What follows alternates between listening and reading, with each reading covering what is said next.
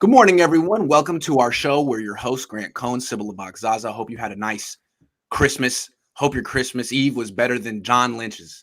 John Lynch really thought he was going to have a nice, quiet Christmas Eve, and then he almost ruined the entire franchise.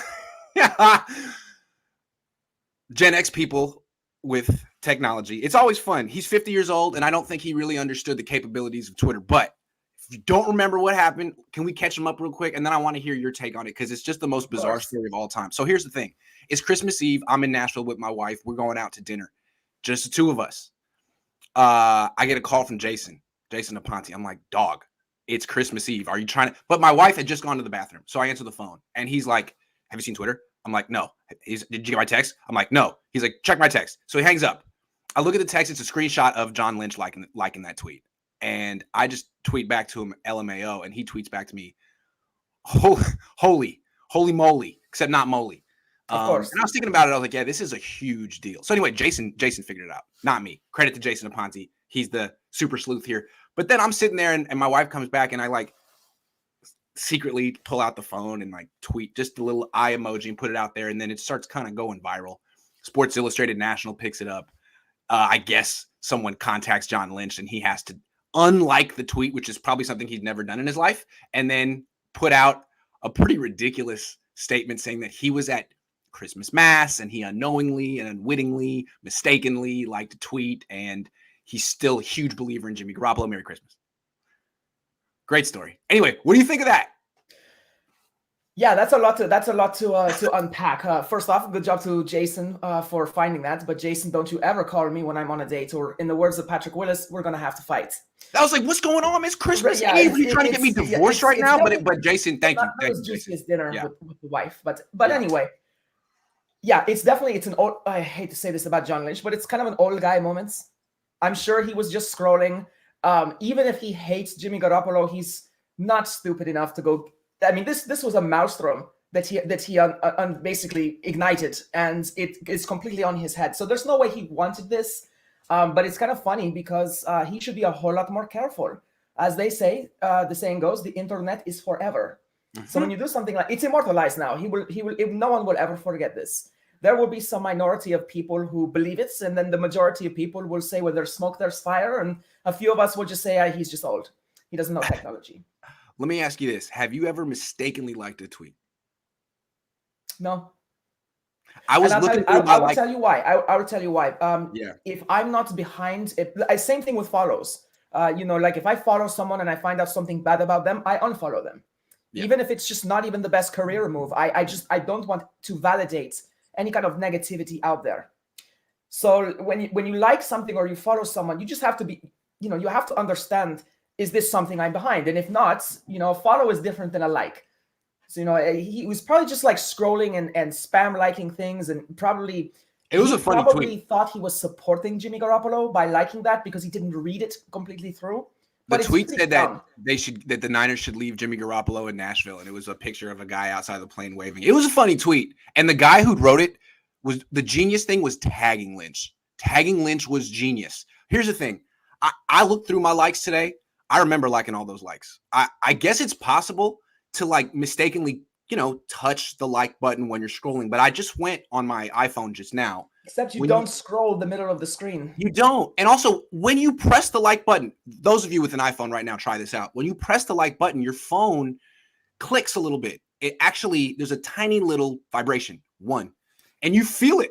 So I can understand mistakenly pressing it maybe, but you would probably know that you did and immediately unliked it. But this was up for an hour plus.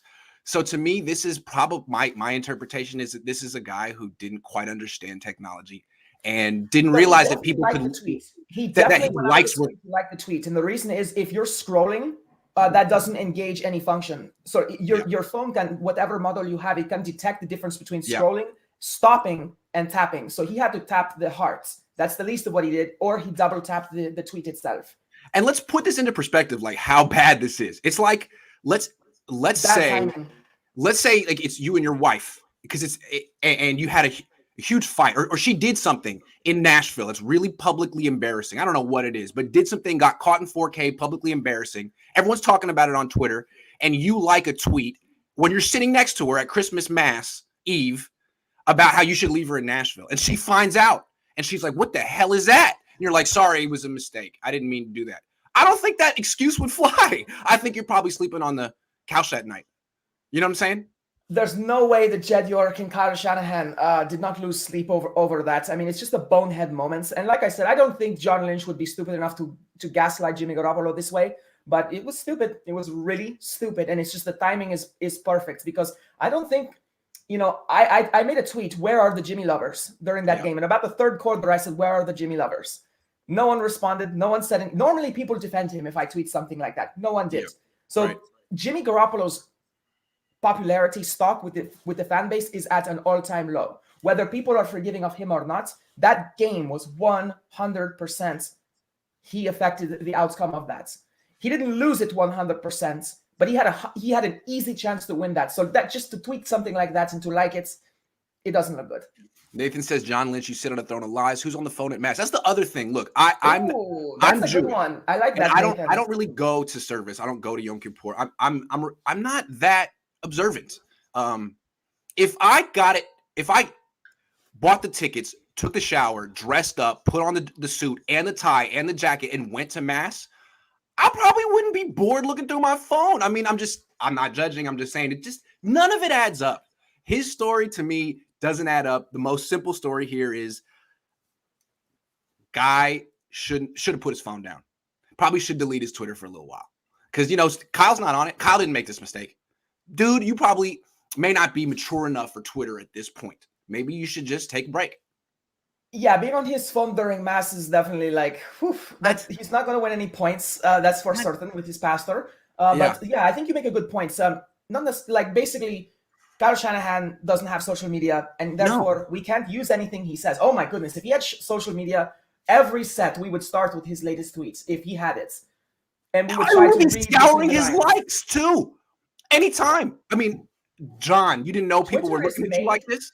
For I would say this, unlike Instagram and TikTok where you can set your likes to private or you can't see them to begin with, Twitter is made to leave a paper trail. Twitter doesn't want love or amnesty between people. It wants to get the latest scoop to cause the most amount of dirt to throw on someone else. It's mud raking, as they call it. That's all Twitter is good for. That's right. And I don't even like John Lynch fell into it. That's all it is. It's just negativity. That's why I do what I do on Twitter. People think I'm different on Twitter. You drop bombs. Special place. It's like pull the pin. Absolutely, no doubt. Anyway, John, probably time to delete the app for a couple of weeks. There's no doubt he's going to get a talking to with someone, whoever is above him, or he will be sent to a PR class specifically focused on social media. And if he wants to have social media, it is a part of his job. So if he's going to have it, this is a contract violation in a way to do something like that. If I was to do that, I used to be a defense contractor. After I got out of the Navy, I went and worked for Northrop Grumman. They specifically basically tell you do something like that. Like if I was to like something that was attacking Northrop Grumman, I'd be fired. Yep, exactly. I don't have to post anything. A like is enough. What if someone sent me a tweet today saying, hey, Grant, you should leave your wife? And I liked it. And my wife saw it. And she was like, what the hell is that? How would I explain that one? It's kind of like what he did. You should leave your wife. You should ditch your franchise quarterback. Okay. How do you explain that to the agent? How do you explain that to Jimmy? Yeah. And on that note, I think John Lynch said the only thing he could, basically in not so many words, but hey, I'm an idiot. I don't know what I'm doing when it comes to Twitter. I certainly didn't mean it. I'm behind Jimmy. Love Jimmy. He renewed his vows. Right. There you go. There you go. He got him a big diamond ring. $3 million. He owes him. That's for certain. Couple more questions, and then we'll move on to the next topic. So does this mean Jimmy isn't John's guy? I don't know what it means. I think it means that John was very upset after that loss. Very upset. See you back, Ethan. Merry Christmas, my friends. 3 teams need to lose to keep our playoff spot. If we lose it today, do we still have a path back? Yeah. I still think the Niners should win their next 2 games. Doesn't mean they will, but they should. Yeah, absolutely. Yeah. I mean, they should continue the domination of the Rams. I mean, it is so obvious how they lost the Titans game, and it's so easy to not do that again. Carlos says, what if he was drinking? They do call alcohol liquid courage. I don't know. The fact that he just Carlos, said, I was at Mass, is like, where were you really, though? What? Right. See, Carlos is right, though. That's the point that we were making earlier. It doesn't matter if it's true. it's just the idea that it could be true. There are going to be people who just jump on that, especially the Jimmy haters. Do you have a life-size picture of John Lynch at whatever mass he's going to, like the most expensive, poshest mass in California, probably Torrey Pines, San Diego, sitting there with his beautiful wife and his kids, sneaking peeks at his phone and like liking stuff about Jimmy Garoppolo? I can't. Maybe, I guess I just can't see it. Like, really? That's what you do? When I'm on a date, when I'm on a date, the other woman, she knows that social media is a big thing for me. Yes. And anytime I'm not on it, I'm not making money. So right. Even I don't get on. I put my phone away. I make a huge point of putting my phone away. And John, it's family time. You should have had your phone away. Christmas Eve, seriously. See, get off your phone. Learn your lesson. You know who caught you? You know who caught you in 4K? Santa Claus. All right, let's talk about Jimmy Garoppolo. So there's a reason that John Lynch may or may not have been a little perturbed. Jimmy Garoppolo really had his worst game in a while. 2 picks, could have been 3. Also missed a wide open use check for a touchdown. And then during the game, you could see him on the sideline doing his typical, kind of vacant smiling act. And then after the game, he did what he normally does and says we a lot and says that we need to play better. And it wasn't just one person, and which some people interpret as leadership and other people interpret as not taking accountability. How do you interpret it? Yeah, so what he said was not fully accountable, but I was also watching his body language. He looked nervous at the podium to me. Right. He absolutely looked like he had been called into the principal's office. That jittery thing where he kept looking to the side, or like he would make eye contact with the reporter and look away constantly, look away back and forth. Yeah. He really looked like, what do you want me to say? I sucked. Yeah. Like I honestly don't think that we want you to say that. It's not his fault. I think Jimmy doesn't think it's his fault. Some of the things he said, in particular, he calls out 2 plays. He calls out the Kittle route into the end zone. Now, when I first watched that play, I felt that it was, from what I have read, Kittle did run his route. However, I don't like the route to begin with because Kittle is much bigger and stronger than the back that was covering him. So I don't understand why he didn't just post and block the dude. Just box him out. That's what a tight end is supposed to do in the end zone. It was a stupid route, to be honest with you. It should never have competed. Why are you running past the cornerback in the end zone? Yeah. Right. But the point is, when a dude is sitting there, I don't even know what to call that. It's not trail coverage. It's standing coverage. He was just sitting there, completely beaten by Kittle to the back of the end zone or out in front of Kittle. And Jimmy just drilled the dude right in the face, basically. So it's no wonder he intercepted it. So to me, that's a lack of vision. But the way that Jimmy just came up, scanned, and then just threw the ball, it was obviously supposed to be a timing play, which is typical of Jimmy. He doesn't anticipate well. You have to design plays where he doesn't have to think because he's not good at thinking. The way he called that out, as far as I was expecting George to do this and everything, it's one of those things. I go back to everything I always say about my experience in the military. Doesn't matter if it's your sailors and Marines' fault. As the officer in charge, it's your fault. That's your privilege for being in command. And it's the curse. And it's not he shouldn't always, as if I'm a player, always lie to the media. Always say it's your fault. Never, ever say it's someone else's fault. That's his mistake with the Kittle route. You're supposed to be your biggest critic, right? Jimmy isn't. Jimmy is like his fans. He's always looking for his side of the story. And so, when he throws an interception, his attitude is always, there's the whole offense involved, and he didn't run the right route, and there was pressure, and I had an excuse, and it was actually his fault. And I think that's how his fans look, and I don't like it. To me, you could say that. You say that to your teammates behind closed doors in meetings, but to the press, all you do is you go out and say, I lost the game. My teammates played hard. I can't turn the ball over. Isn't that what Baker Mayfield did yesterday? He threw 4 picks. It was Baker bad. always does that. His statement is always, it's on me. I have to play better. Yeah.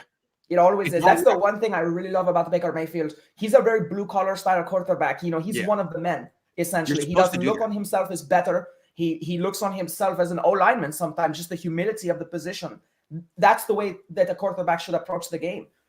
The other route, the other thing. Now here's the negative of Jimmy's presser. I did not like the way I feel he completely blamed Brandon Ayuk for that failed conversion. Yeah.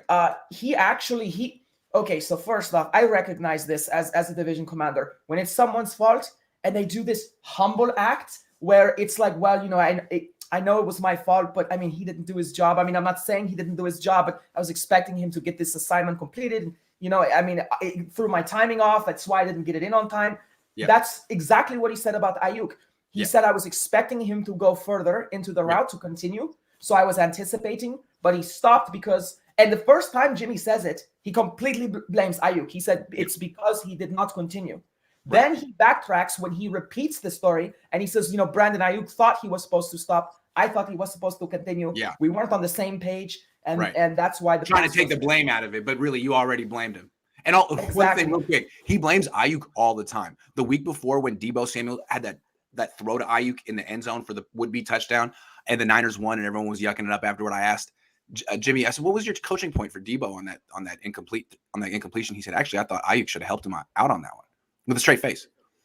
So I didn't. There is something between those two, man. I don't know what it is. Yeah, maybe Jimmy just likes seeing other people fail in the passing game because that's usually what he does. So. I just wonder if like Ayuk ever called out Jimmy Garoppolo at any point this offseason, and Jimmy, they're kind of like pointing the finger at each other. Like if I was Brandon Ayuk, I mean, you're in a position if you call him out, he might scan your read and move on. Well, is that not what happened the first half of the season?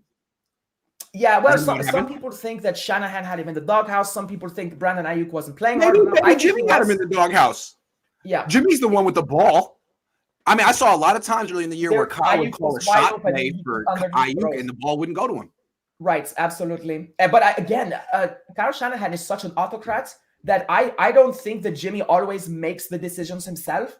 I think he's got some heavy coaching in his ear as far as this is where you will go, because Jimmy's not good enough to go through his reads. He's going through his reads as a matter of decoy. He's doing what Shanahan tells him to do most of the time, I fear. All right, let's talk about something else in this game. When the Niners win, they run the ball about 40 times and throw the ball about 20. It's a 2-to-1 ratio. This game, 35 passes, 2 sacks. That's 37 dropbacks, 21 runs. That's the wrong ratio. That's about 2-to-1 the other way. It's a game that they were winning. They were up 10-0. They were controlling the game most of the way. How did this happen? How does this always happen? That goes with the coaching, and of course the coach is going to say, we go in with the game plan that we're going to run the ball 30 plus times. The game shakes out and it doesn't work that way, so we alter it, we adapt. How do you adapt when you're leading 10-0? Why do you change the formula? You don't need 5 to 15 yards. See, that's the thing. I feel like if Shanahan doesn't get a few explosive runs of 15 plus yards, he thinks the game isn't working. Yep. So he goes away from it. I'm telling you, 3 yards. When you have, this is where Jimmy Garoppolo is good. The Niners technically need 3 yards per play for the rest of their life, and they will always win. That's all they need, because it will bring up 4th and 1, and they will get it. Now, that's a worst case scenario. That's true. They have the best quarterback sneaker in the world of all time. Exactly. Yeah. No, he's the best. One of one. The thing is, the point is that the Niners are not always going to restrict themselves to 3 yards when you have Deebo Samuel and George Kittle and Brandon Ayuk. The point is, it's like Jeff Wilson was trying to take the lion's share, to take the load with his 3 and 4 yard runs. That's a success on first down for the 49ers, because you eventually hand it off to Deebo anyway. And you don't throw an interception. I'm just saying, if you drop back Jimmy Garoppolo 37 times, you have a pretty good idea of what's going to happen. Yeah, let's not forget, he actually did get strip sacked as well. And it was George Kittle who had the presence of mind to attack the ball. And Kyle's so obsessed with offensive efficiency. Like, he outgained the Titans by a lot. I think the Niners averaged 6+ yards per play. And the Titans averaged any phase of the game, not a single phase. No, but what the Titans did, and we'll talk about this again later, is they didn't beat themselves. When the Niners put themselves in this position where the ratio was 2-to-1 pass to run, they beat themselves consistently most of the time. It's like, you didn't have to beat yourself. This was a game where you could have won 20-17, grinding it out in the ground, averaging 3.5 yards a carry, and just playing a really ugly game. But Kyle hates that. He would rather average 6 yards per play and go down with the inevitable turnovers and just blame execution than just call a safety first game and win an ugly way that, like Mike Vrabel did. Because that's exactly what the Titans did. They're like, oh, we suck on offense. Oh, well, we'll make a few plays and we won't beat ourselves. That's what they did. Yeah, exactly. And of course, they attack the 49ers where they are the weakest, and that's in their secondary, their inability to cover A.J. Brown. But that's not just the defensive backs' point. And I actually want to point out the defense. You know, I've seen a lot of criticism for Ambry Thomas and Josh Norman and the lack of coverage and things like that. They played a hellish game where their quarterback betrayed them at every possible clutch moments and only gave up 20 points. That's a good point. We're going to talk extensively about the secondary in a minute. Let's move on. So the Niners are a bit of an enigma. On the one hand, they're a team with a clear identity, run first, that gets away from that idea at the weirdest times, like in this last game. But then in the same game, when they're in this pass-happy mode, they get in a situation at the end of the first half, got the ball about a minute and 20 left. They have a quarterback who's making $27 million, a quarterback on the bench that they spent 3 first-round picks on, a game plan that's pass first, and all of a sudden they lose their nerve, run out the clock on themselves, go into halftime without trying to really move the ball down the field. They did the same thing in the Super Bowl. It makes no freaking sense. Explain that one to me. I honestly feel it's Kyle Shanahan's lack of confidence in Jimmy Garoppolo. In his mind, so there is the trade-off. If there's not enough time left in the half, we're talking like 30 seconds or so. You don't risk a pick six or some ridiculous fumble. You say, hey, this is where we are, and unless we're at midfield, we're not trying any plays. But when you have that much time, did they have 2 timeouts at the point? Yes, they had timeouts. Yeah, they had timeouts, and there was plenty of time, and it's definitely worth a shot to the end zone. I honestly feel it's 100% Kyle Shanahan gets emotionally annoyed when he sees Jimmy Garoppolo do things that he doesn't like, and he literally takes the game out of Jimmy's hands. The point you're making, when you pay a quarterback that much, doesn't matter if he stinks. You have to play him, and you have to play with him, and you have to continue. Or get a cheaper quarterback. 20 seconds is a long time. Aaron Rodgers did a whole lot more damage to us in less time in Santa Clara. So the point is, there's plenty of time to get a field goal, and that's all they. And they lost by a field goal. They lost by 3. By the score, I felt there's no way the Titans defense can, if they just go back to what they did in the first quarter, they can't stop them. If you start passing, the thing is, they only hit George Kittle when he's wide open. Why don't they throw him contested throws? I wish they would throw more of those. Let these guys make a play. And it's because Kyle Shanahan knows Jimmy always misses by this much or this much. And they just have no confidence in his ability to throw like a quarterback. Sybil, I just don't understand why the Niners are so invested in the quarterback position. You got one guy making $27 million, the other guy taking up 3 first-round picks, and they want to run the ball. What they want the quarterback to do is hand off to the running back. And when it's time for the quarterback to be a quarterback and lead the offense down the field, Kyle's like, nah, we don't do that. Then why are you spending all this capital and money on quarterbacks? What you should do is do what the Patriots do and just spend as little as possible and beef up on every other position, including running back, and play the way you want to play. If you're this invested in quarterback, you got to trust him, man. You got to trust them. One of them. There's 2 that you're invested in. Trust one of them. Otherwise, get rid of both and bring in someone who's like a 2nd-round pick, like Jalen Hurts, who's making like, $800,000 a year, and say like, you know what, you're just 1 of 11, man. Don't worry about it. You're just another player. The Niners are such a mixed message in every sense of the phrase. I don't get it. Yeah, I was listening to other analysts' opinions over the weekend. It was Skip Bayless, I believe it was, who basically said at this point they can't play Trey Lance as a starter because you're looking at the playoffs. It's a guaranteed playoff spot for the most part. But he wishes that they played him from the beginning. And the point is, why lose so much capital and spend so much money and not use both of them at least, but just to use one and then not trust him? Yeah, it's absolutely a good point. The Patriots have built their team by having basically excellent mediocrity, and that's what Mac Jones is, at least at this point in his career, and then elite around the horn, basically. So it's the Patriots have an unusual formula over there, but when you can spread the money around, it works. The last thing about this, though, that I don't get with Kyle is like you take the ball out of Jimmy's hands at the end of the first half. You don't go for it. You show no confidence in your quarterback. But inevitably, you got to go back to him in the fourth quarter. You give him a vote of no confidence at the end of the first half, and then what happens at the end of the second half in the Super Bowl?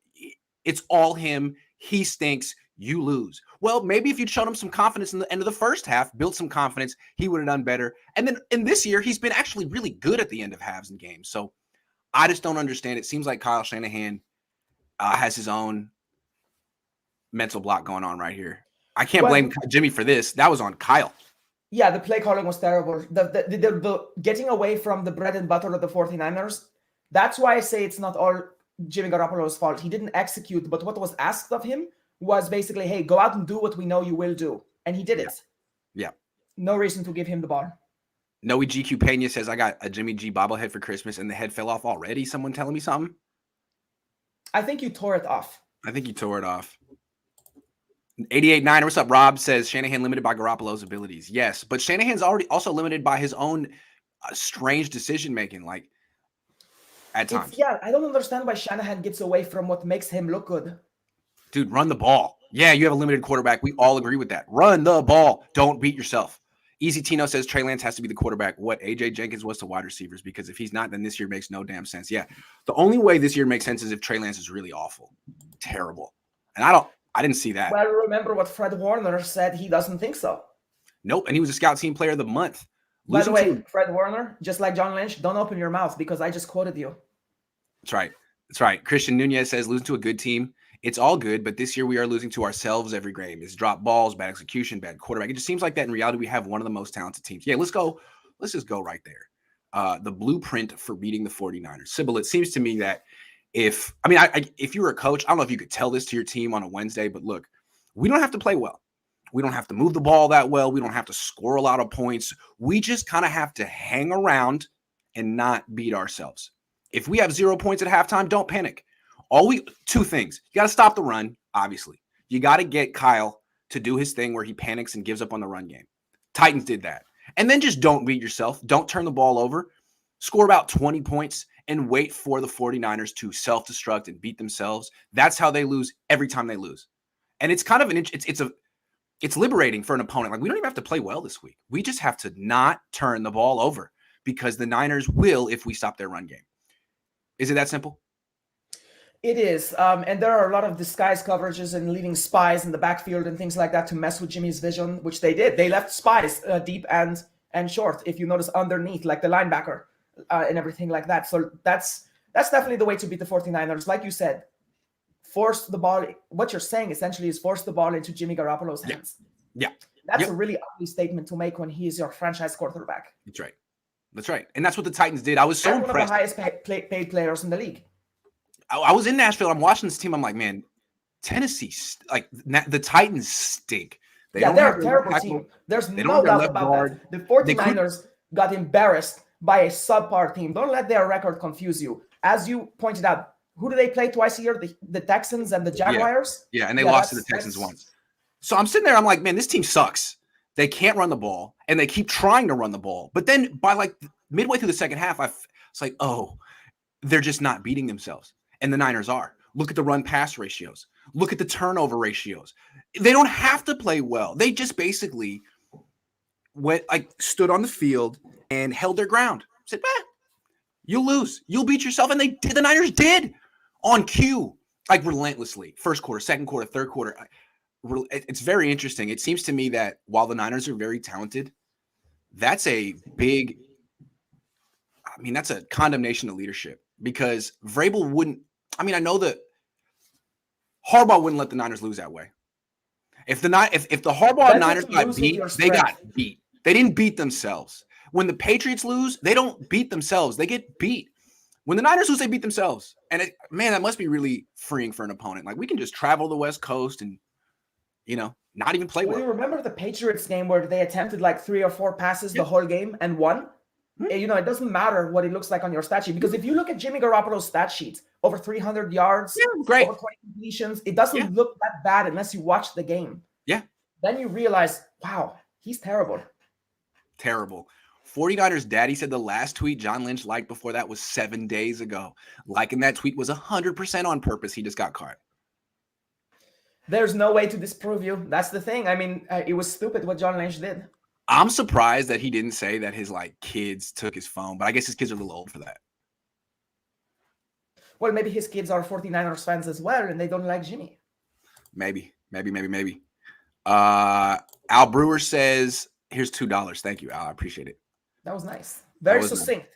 Very succinct. Let's play Joe Montana against the Bucks in the first round. Tom versus Joe. That would be inspiring. Otherwise, Steve Young is well rested for a Super Bowl run. Is Jeff Garcia younger than Tom Brady? I don't think so. No. But maybe Jeff Garcia. Look like it.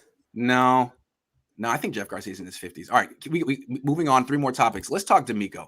I love DeMeco Ryans. I think he still should be a head coach, even though they lost this game. And honestly, the defense played well. But here's my issue with DeMeco, and it's the same critique I always had for Robert Saleh. I used to tell Robert Saleh this to his face. Robert Saleh and I are not friends, but friendly, and he would actually listen to criticism. And I would tell him, man, Robert, I don't understand how you can lose to a team with one offensive weapon. He used to lose to like Devontae Adams or T.Y. Hilton. It's like a team with no one else you got to worry about. One guy goes for 150 and a touchdown or 2 and you lose. Like, come on, man. I understand you want to be sound on defense with your coverages and stuff, but if you're going against a team with one threat, just one threat, and then not one threat, you got to have 8 different ways that you double this dude and take him out of the game. Like the Niners, you can't do that to Debo, because if you do that, then Kittle will beat you and Ayuk could beat you. But this team, it was just A.J. Brown. Julio Jones was nowhere. I never heard of the other receivers on the team. It was just A.J. Brown. And the fact that there was no bracket, nothing that DeMeco could go to. There should have been 8 different ways that they could double him, but there was nothing that worked. And that's a problem to me. It's the same problem that Robert Saleh has. And I have the highest respect for both of these guys. Yeah, I feel like for Saleh, he's one of those guys where he would say, I have confidence in my guys. You know, like that. He in our scheme, in our system. Right. It's like, nah, man, you got to ditch your system and make an adjustment to shut down a weak opponent with one good weapon. One good weapon. It really shouldn't be that hard. Flexible. That is his biggest, my biggest knock on DeMeco. I cannot stand how narrow-minded he is sometimes. He's one-track-minded. He has a game plan. Mm-hmm. There were times I'm like, why don't you dial up more pressure on Tannehill? He is a bit mobile. He's a lot more mobile than our quarterback. But just sitting there letting one of the most accurate passers of our time have the time that he did in the pocket and not dial up some help for Nick Bosa. I couldn't stand that game plan. I really couldn't. The individual 49ers players on defense, they played well. Most of the time, they really did play well, but they got no help from their defensive coordinator. And Ambry Thomas on Brown, he had some great plays. He really did. His first pass breakup, he never turned his head, but he didn't interfere with the ball either. He waited for the receiver's eyes to trigger that the ball was inbounds. And as soon as he saw the motion of the receiver, he went. But the point is, you can't do that all game. And eventually, A.J. Brown wins a 50-50 ball, as he should, honestly. And just the lack of adaptability from DeMeco Ryans, DeMeco's got to get on that. He's got to realize, look, this is what I have. This is my game plan. It works in the first quarter, the second quarter. But as the game goes on, they're making adjustments. All offenses make adjustments. Why doesn't the defense? A.J. Brown had 16 targets. That can't happen. I mean, it'd be one thing if Julio Jones was. It'd be one thing if Julio Jones was.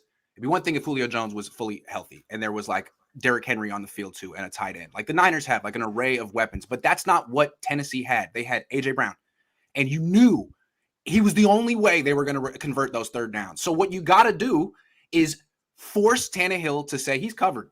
They got bump and run coverage with inside leverage. They got a safety right over the top. I can't go there. I have to throw. I can't target him 16 times. I got to target other people. You got to do that. And I like the Titans, you can't do that to the 49ers because they have 3 or 4 weapons that'll kill you. But the Titans didn't in that game. And, the Niners lost to the Colts earlier this year who had Michael Pittman. The Niners lost to the Packers this year who had Devontae Adams. Any team that has this one wide receiver that's elite, the Niners aren't going to do anything do anything special to take him away, which is too bad because it's doable. I think the 49ers are one of the best equipped teams to take away a single wide receiver, and this is why. A.J. Brown is really strong, so he's a problem. He's much stronger than most of the receivers. He's almost DK Metcalf-style body as far as what we face. Ambry Thomas, he doesn't look like it. He looks so lanky and small, but he's a rookie. He's quite strong. Yeah.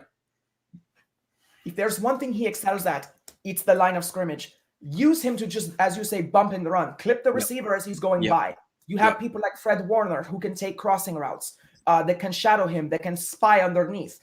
You have someone like Jimmy Ward, Jaquiski Tart, who, if they take the assignments, or if you have a second cornerback and they trade assignments, there's just so many ways to make sure that none of A.J. Brown's receptions go over 12 yards. Right. And that's what, and if you look at the end of the game, that would have helped. It would have expired the clock.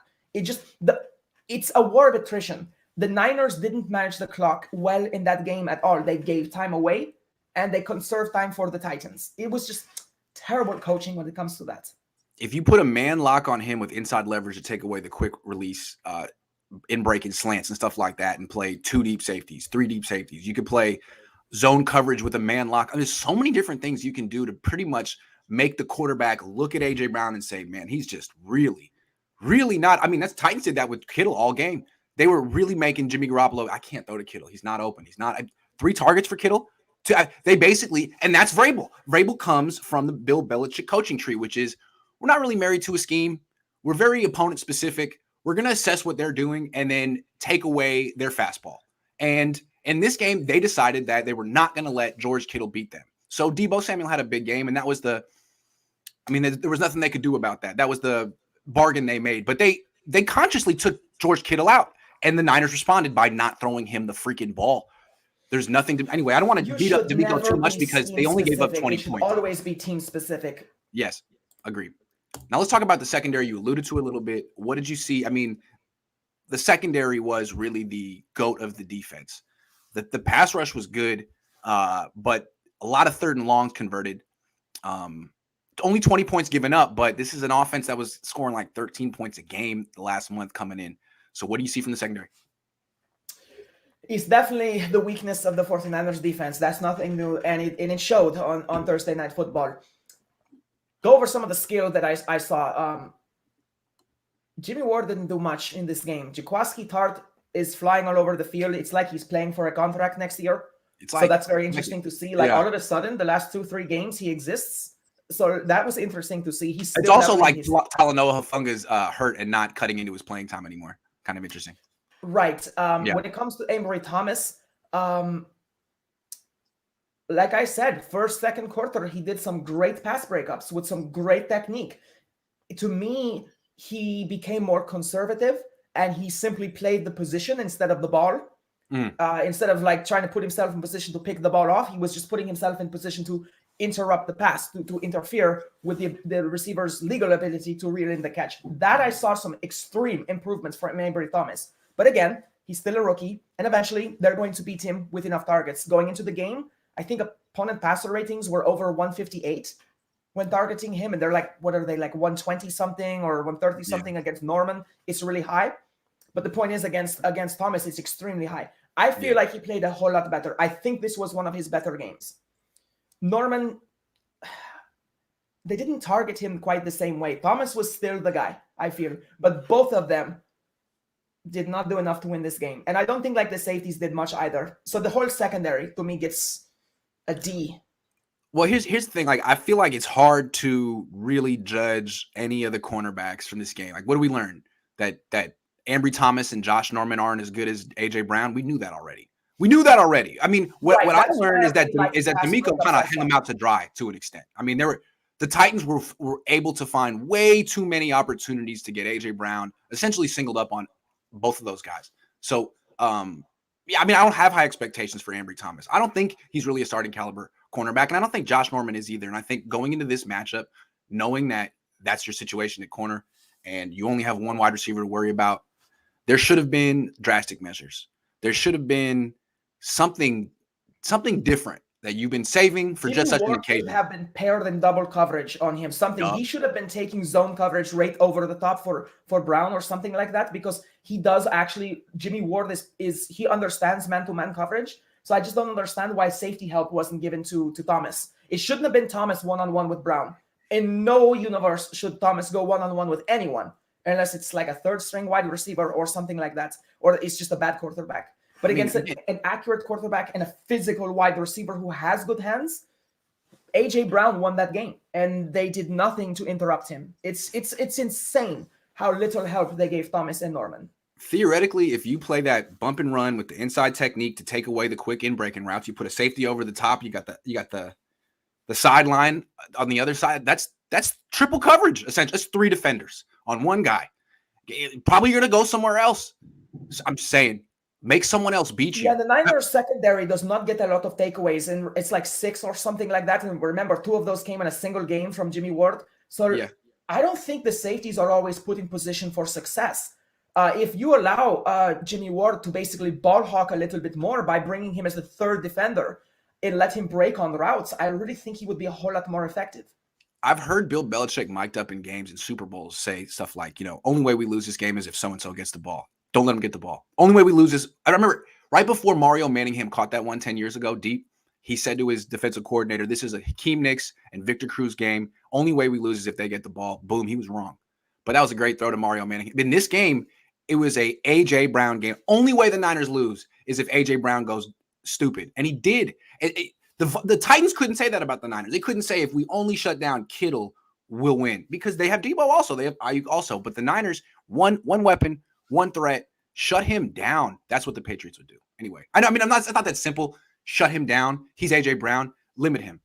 He can't have 16 targets. Exactly. He can't have 16 targets. 8. And just leaving him in single coverage the whole time, eventually he's going to make a play. He's going to win most of his plays. Good offense always beats good defense. But the difference between the Titans, we ran them over. And that was the most dominant opening drive I've seen in a long time from any team. Yeah. But the point is, Rabel wasn't playing a single drive. He was playing the whole game. His game plan was to take away underneath passes and security throws for Jimmy Garoppolo and to force him to be in the position of driving the ball down the field. He's like, all right, you beat me on the opening drive. I'll adjust to Kittle. Can't have any of that. Mm-hmm. But I'm going to stick to the idea that if I force the ball into Jimmy Garoppolo's hands, it will eventually work. The Niners need to stick to the idea that, okay, fine. They're going to complete 5, 8, 12-yard passes to A.J. Brown underneath on crossing routes, slants, whatever. He's going to post once in a while, but we're just not going to get beat deep. Right. And that's the thing, is they should have simply played to take away the depth for Ryan Tannehill. And that creates a certain level of time consumption, mismanagement by the quarterback. You don't need to play each single play. In the same way that Shanahan has an idea for his offensive game plan, one play to the next, DeMeco Ryans has to start realizing that his adjustments can affect the game as it goes on. And that's where playing these triple coverages, like you suggest, will pay dividends. Right. And you got to look at the big picture here, like you said. I don't understand that. And just like you said, Vrabel didn't get discouraged that Jimmy Garoppolo executed on the first drive, because what he's thinking is he can't do that for 60 minutes. I'm not going to panic because he did it one time in the first quarter. And what happened in the second drive? He let him right back down the field until they got to the 8-yard line interception. Boom, it pays off. You got to stick with it. Jimmy will have a few drives. He had the first one, he had the last one, but in between, it was a disaster. And that's how you play the 49ers. You just, okay. Exactly. We shut down the run. There's some easy throws. Yeah, well, he's going to mess it up. Was 14 points a quarter. No one wins 56-0. So it just doesn't happen. And that's the point. You got to realize touchdowns get scored and just don't get discouraged. It's very What do the Niners have to do moving forward? What do they have to work on? Just go back to what works. Stop this 20 rushes a game. Stop putting the ball in Jimmy Garoppolo's hands for over 30 attempts. They don't need to do that. Jimmy Garoppolo needs to attempt 20 to 25 passes a game. That's all. With Deebo Samuel and Kyle Juszczyk, and when Elijah Mitchell comes back, but Jeff Wilson is playing well. They have the tandem of Elijah Mitchell and Jeff Wilson that will make a difference, I think. But they just have to go back to the run. It is as simple as that. Eat up the clock, keep the defense fresh, because Nick Bosa got erased in that game after the first quarter. I feel like they figured out how to adjust to him, but they didn't put him in with 2 blockers very often, did they? Mm-hmm. No, they single blocked him. Well, they chipped him a lot. They actually chipped him a lot, and they had a lot with Bosa. They had a lot of max protection with like extra tight ends and stuff. They did. Yeah, but even still, I that's DeMeco Ryans not adapting and not bringing pressure. If they are slowing our 4-man front, put in 5 or 6 defenders. Right. No, but for me though, like what the Niners have to do moving forward is mostly an offensive thing. Like we've spent a lot of time breaking down what the defense can do to go from good to great. We don't want to be too critical of DeMeco Ryans because offense lost 20 points on turnovers like that. They could have done better. There's always room for improvement for sure. But with the offense, Jimmy lost it. Jimmy lost this game. And Kyle, to an extent, too, for having the wrong run-pass ratio for no freaking reason. So moving forward, yeah, I mean, as long as they don't turn the ball over and they stick to their run-pass ratio, they give themselves a chance every week. I don't know if it'll be enough to win a Super Bowl because in my lifetime, that isn't – usually you don't win with your running backs. You win with your quarterback at a certain point. But if they play this way, they won't make it to the playoffs. They'll lose in the first round. If they play the way they should play, they'll give themselves a chance every week, and funny things happen. They just might win in an unconventional way. They just might win a Super Bowl in an unconventional way. It's just like that Vikings and Packers divisional and championship games that they played. Right. Even Tevin Coleman had a good game against the Vikings, if you remember. He had some great runs in that. They just need to stick to their bread and butter. I mean, it's almost as if Kyle Shanahan's ego is like, I don't want people to say all I can do is run the ball. Right. But it's his brilliance of play calling that allows their runs to work so well. He does a lot of great schemes that make it so the back is not touched at the line of scrimmage. He should be proud of that and just stick to that. He's the best running play caller I have ever seen. And he has a quarterback who's not the best passer I have ever seen. So it's so obvious what the Niners have to do. But again, what you said is if he doesn't get that big explosive run early, he goes away from it. And I agree with that. Exactly. I think he doesn't like to win ugly. He's an offensive coordinator at heart, and he's looking at his yards per play. And in this game, he had over 6. He did his job. But he's not seeing the forest through the trees. And why are we averaging such a high yards per play? We're passing. What's going to happen if we pass more than we run? Turnovers. And whose fault is that? He's going to say Jimmy's. Well, it's yours too, because this is predictable. This is what happens. You know, you're undefeated when you don't turn the ball over. I think you're 1-7, 1-6, 1 something now. That when they're 7-0, I think. 1-7. Yeah. No, but I mean when they don't turn the ball over, are they 7-0 when you don't turn it over, 1-7 when you do, or whatever. Yes, exactly. Undefeated, 8-0, whatever. Yes, no, 7-0, 1-7. Math is hard. That's what it is. That's the split. That's what you got to do. And like Kyle called a game here where it's like, well, the turnovers are just going to come. And the Titans knew it. Everyone knew it. They came early. They came frequently. They came often. I don't know. Just get back to 49er football on offense. Have to. Yeah, and again, like we said about the defense, I would give DeMeco Ryans a B in this game because it's a nasty order to have to deal with those two turnovers. So this is not the defense that even impacted this game. I'll give Jimmy an F. Side. Jimmy gets an F. Kyle gets. I give him a C-. Yeah. Maybe a D. I mean, he gave Jimmy a lot of open short throws, but you gave up on your run game. You put the game in Jimmy's hands. Exactly. We're not saying that Kyle Shanahan didn't play call well as far as his scheme went. We're saying he didn't coach well because he did not adapt to the game and he abandoned his own success formula. It makes no sense. And we said that the Titans put the game in Jimmy's hands. Nah, they really didn't. Kyle did. Because he wasn't getting enough yards per carry on the ground when really, dude, you could have won that game with 10 points if you didn't turn the ball over. The way this game was, it's like a boxer whose cross is his biggest punch, and all he does the whole match is jab. That's what the 49ers did. They got away from their own strength. Thank you. Rico Westbrook says when Elijah comes back, it's like they were trying to fight southpaw the whole time. Like, why don't you just fight the way you normally – what are you trying to prove here? Rico Westbrook says when Elijah comes back, don't run him into the ground. Use all of our running backs. Jimmy is the only one who turns the ball over consistently. Thank you. That's 100. A really good point. This guy gets an A+ for quality control. I wish that I had actually said that I'm wearing the jacket. And if you were here, I'd give the jacket to you. You get it. Nice. I would pass the conch shell to you.